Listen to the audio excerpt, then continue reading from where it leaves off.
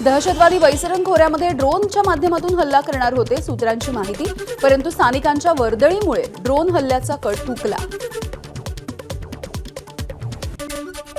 दहशतवाद्यांनी satellite phone वापरल्याची सूत्रांची माहिती। हल्ल्याच्या दिवशी वैसरन खोऱ्यामध्ये सॅटेलाइट फोन सक्रिय तस्करी करून भारतामध्ये सॅटेलाइट फोन आणल्याची माहिती।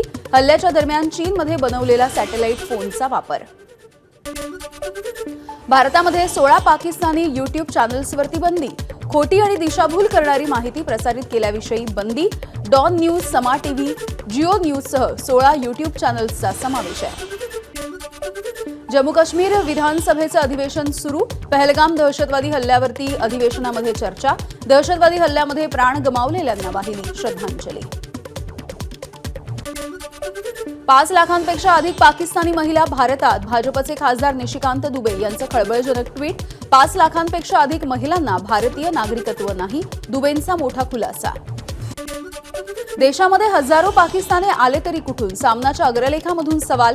बेकायदेशीरपणे पाकिस्तानी हिंदुस्थानच्या कानाकोपऱ्यामध्ये जाऊन बिऱ्हाडं कशी काय थाटतात, असा सवाल उपस्थित करत मोदी सरकारवर निशाणा।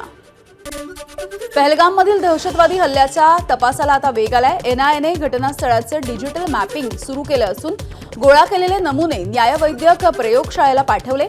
त्यासोबतच बैसरन व्हॅलीला जाणाऱ्या रस्त्यांवरचं सीसीटीव्ही फुटेजही ताब्यात घेण्यात आलंय।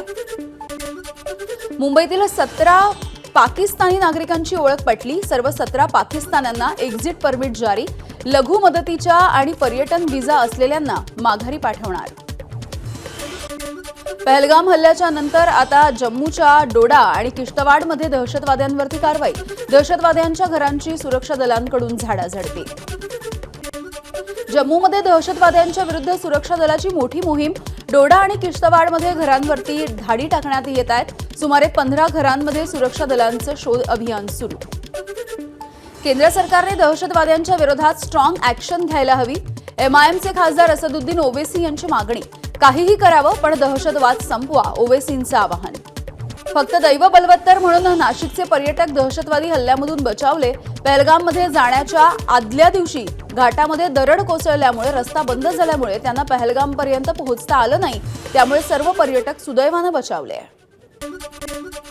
पहलगाम हल्ल्याचा पर्यटन बुकिंगवरती परिणाम। आतापर्यंत सुमारे 35 ते 37% बुकिंग रद्द। जम्मू काश्मीरच्या कटरामधील हॉटेल आणि रेस्टॉरंट असोसिएशनचे अध्यक्ष राकेश वजीर यांची माहिती।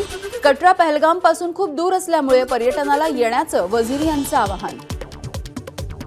दहशतवादी हल्ल्याच्या नंतर अभिनेता अतुल कुलकर्णी काश्मीरमध्ये। आता दहशतवादाला हरवायचंय, अतुल कुलकर्णींचं आवाहन। पहलगाम हल्ल्याच्या निषेधार्थ नांदगावमध्ये कडकडीत बंद। शहरामधील व्यापाऱ्यांचा बंदला उत्स्फूर्त प्रतिसाद। सकल हिंदू समाजाच्या वतीनं बंदची पुकार। कुपवाडा आणि पूंछ जिल्ह्यासमोरच्या सीमारेषेवरती पाकिस्तानच्या लष्कराकडून गोळीबार। भारतीय सैन्य दलाकडूनही चोख प्रत्युत्तर। एबीपी माझा, उघडा डोळे बघा नीट।